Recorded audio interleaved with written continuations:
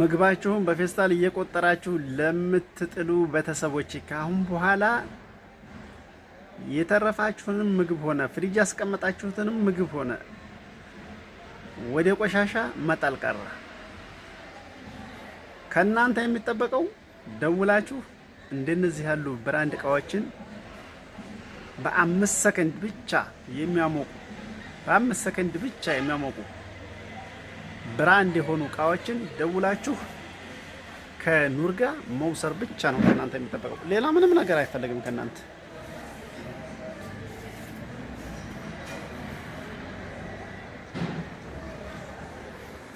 ከናንተ የሚፈልገው ስልካችሁን እኛ ጋር መደወልና መደወል ብቻ ነው።